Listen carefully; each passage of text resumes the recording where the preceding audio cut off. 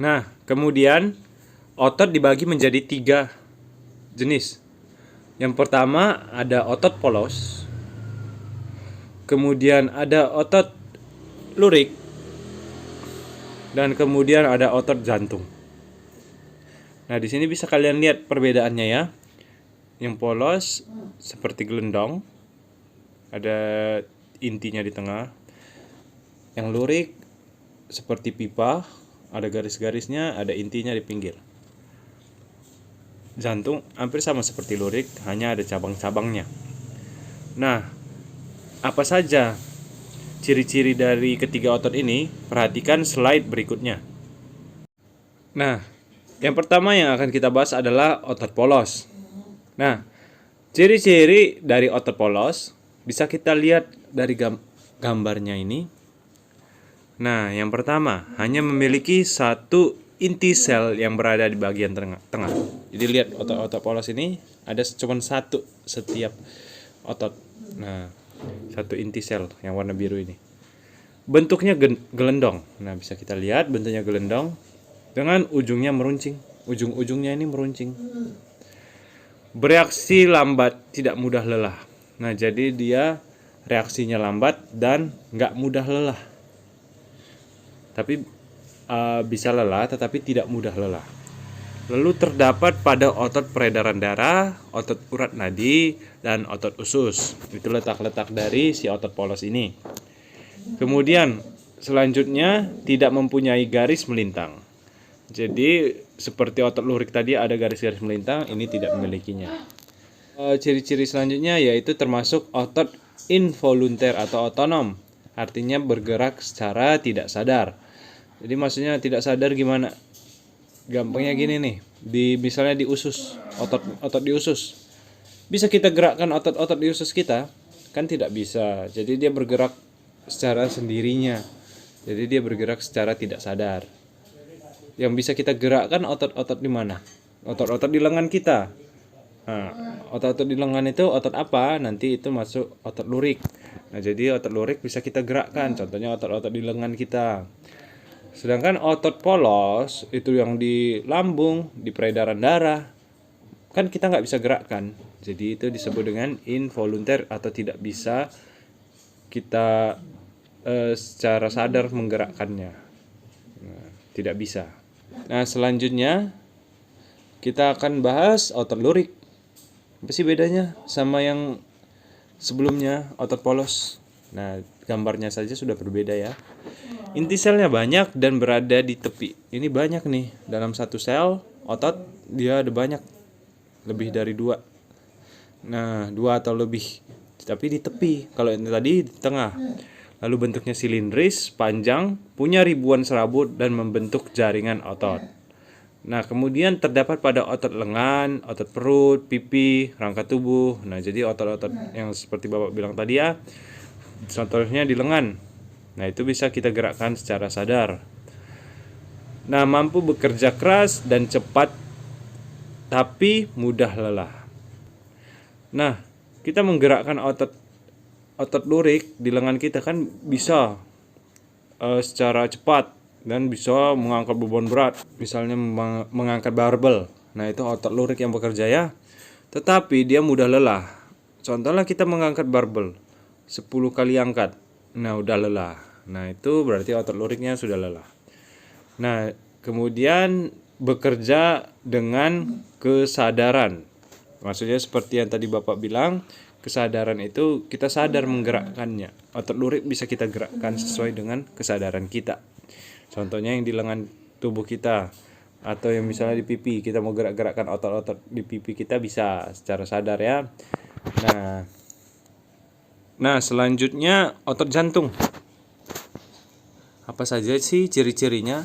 Nah, dari gambarnya kita bisa lihat mirip otot lurik, hanya ada cabang-cabangnya ini ya. Inti selnya banyak dan terletak di tengah. Nah, jadi letaknya di tengah. Bentuknya memanjang, silindris, dan serabut, selnya bercabang. Kalau pada lurik tadi tidak bercabang, pada otot jantung bercabang. Dan saling menyatu satu sama lain nih. Hanya terdapat di jantung. Jadi otot jantung itu hanya pada jantung. Beda sendiri dia.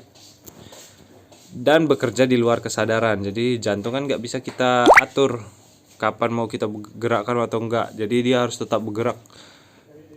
Dan otot jantung ini tidak pernah lelah. Kalau lelah otot jantung ya matilah kita.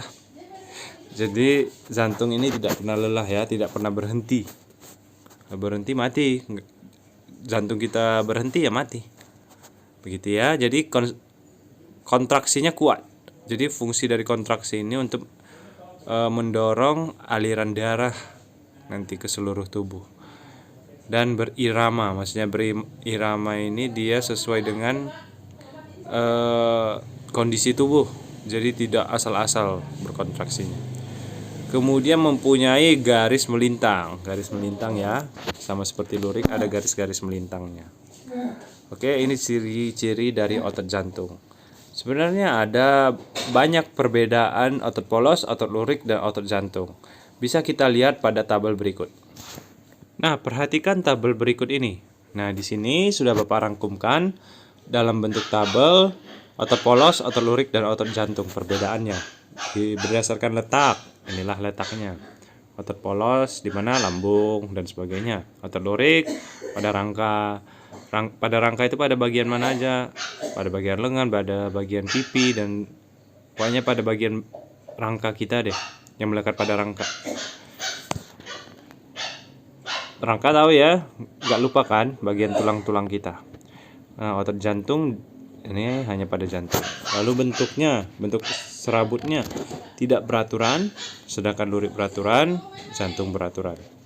Jumlah inti 1, lurik banyak, otot jantung 1. Nah, di sini ada banyak lagi perbedaan dari otot polos, otot lurik, dan otot jantung. Nah, nanti bisa kalian hentikan videonya, bisa kalian catat ini.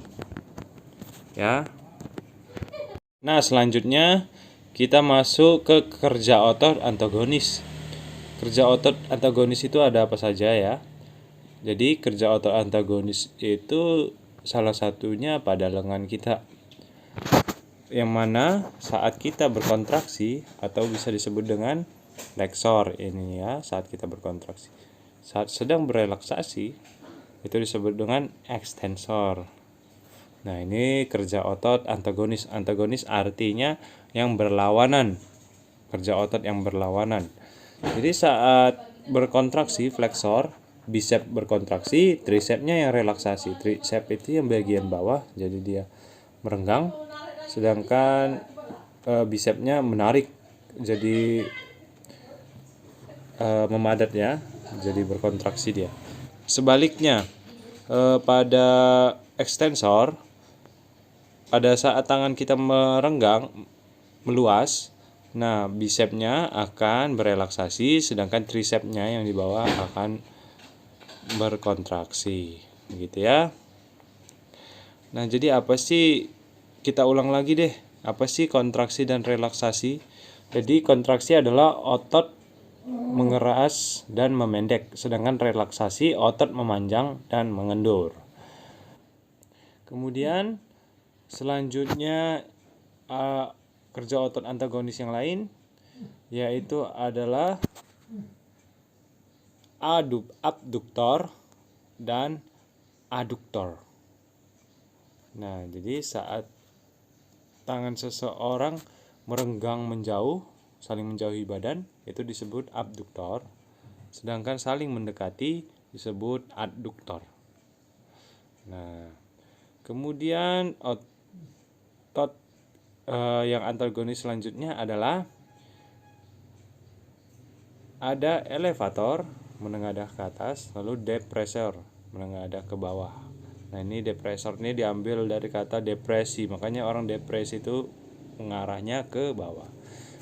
Elevator ke atas dan depressor ke bawah.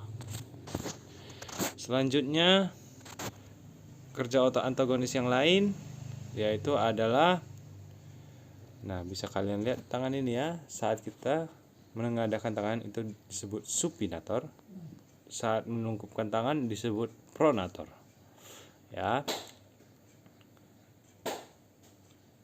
Nah, telapak tangan yang menengadah itu adalah supinator, Sedangkan telapak tangan yang menelungkup itu adalah pronator.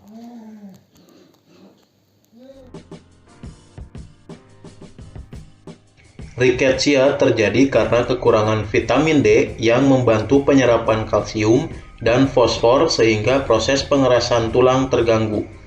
Penyakit ini terjadi pada anak-anak. Rickettsia menyebabkan tulang kaki tumbuh membengkok. Penyembuhan dan pencegahan dari penyakit ini adalah dengan penambahan kalsium, fosfor, dan vitamin D ke dalam menu makan. Vitamin D dapat diperoleh dari makanan, suplemen, dan berjemur di panas matahari pagi. Osteoporosis disebabkan karena kekurangan kalsium. Osteoporosis umumnya terjadi pada orang dewasa dan orang tua. Orang tua biasanya menghasilkan lebih sedikit hormon, sehingga osteoblas sebagai pembentuk tulang kurang aktif dan massa tulang pun jadi berkurang. Tulang yang kekurangan mineral akan menjadi rapuh dan mudah patah. Artritis adalah penyakit sendi. Penderita penyakit ini mempunyai tulang rawan sendi yang rusak. Kerusakan ini menyebabkan sendi menjadi sakit dan bengkok. Sendi yang terkena artritis tidak dapat digerakkan. Rematik adalah salah satu bentuk artritis. Beberapa hal yang menyebabkan penyakit artritis ini adalah metabolisme asam urat yang terganggu, sehingga asam urat tertimbun pada sendi dan menyebabkan sakit terutama pada jari-jari tangan maupun kaki. Penumpukan kapur di antara dua tulang mengakibatkan sendi sulit digerakkan dan kaku. Upaya untuk mengurangi terjadinya artritis yaitu dengan mengonsumsi makanan yang seimbang. Tulang memiliki struktur kuat dan lentur. Namun demikian, tulang juga dapat patah. Salah satu penyebab terjadinya patah tulang adalah karena tulang mengalami benturan yang keras, misalnya pada saat kecelakaan atau jatuh dari tempat yang tinggi. Patahnya tulang disebut fraktura. Ada beberapa jenis fraktura, secara umum dapat dikelompokkan menjadi fraktura tertutup dan fraktura terbuka. Jika tulang yang patah tidak sampai menembus kulit disebut dengan fraktura tertutup. Fraktura terbuka terjadi jika tulang yang patah keluar menembus kulit. Fraktura juga dapat dibedakan berdasarkan kondisi tulang yang patah, yaitu miring, kominuta atau terpecah-pecah menjadi bagian-bagian kecil, dan spiral. Tulang belakang manusia yang normal tidaklah lurus tetapi melengkung. Tulang belakang dapat mengalami kelainan. 3 kelainan tulang belakang yang umum terjadi adalah lordosis, kifosis, dan skoliosis. Kifosis merupakan kelainan dengan melengkungnya tulang belakang yang berlebihan di bagian dada ke arah belakang. Penderita kifosis tubuhnya terlihat bungkuk. Kifosis dapat disebabkan karena penyakit, misalnya TBC dan Rickettsia, atau kebiasaan duduk yang salah. Lordosis merupakan kelainan dengan melengkungnya tulang belakang yang berlebihan ke arah depan di bagian pinggang. Orang yang mengalami kelainan ini, pinggangnya terlihat lebih menonjol ke depan. Lordosis dapat disebabkan karena perut penderita yang terlalu besar, misalnya karena hamil atau kegemukan, Rickettsia, atau karena kebiasaan duduk yang salah. Skoliosis adalah melengkungnya tulang belakang ke arah samping. Skoliosis dapat disebabkan oleh polio atau kebiasaan duduk atau berposisi yang salah. Kita harus dapat mengantisipasi agar tidak mengalami gangguan-gangguan sistem gerak. Beberapa cara yang dapat kita lakukan untuk menjaga kesehatan sistem gerak adalah sebagai berikut. Meningkatkan kandungan kalsium dalam asupan makanan. Makanan yang banyak mengandung kalsium diantaranya susu, kangkung, kedelai dan olahannya, ikan salmon, kacang almond, dan brokoli. Berjemur pada sinar matahari pagi karena sinarnya sangat baik untuk membantu pembentukan vitamin D yang sangat penting dalam membantu penyerapan kalsium dalam makanan. Memperhatikan asupan vitamin D dengan makan makanan yang mengandung vitamin D. Makanan yang mengandung vitamin D diantaranya telur, produk olahan dari kedelai, minyak ikan, ikan berlemak, hati sapi, dan udang. Memperhatikan aktivitas fisik yang cukup setiap harinya. Aktivitas fisik seperti jalan kaki, jogging, tenis, menaiki tangga dapat membantu terbentuknya tulang yang kuat dan memperlambat proses kerapuhan tulang pada tubuh. Menghindari kebiasaan sikap tubuh yang salah, misalnya dengan cara duduk yang benar, yaitu tulang belakang harus dalam posisi tegak atau tidak membungkuk.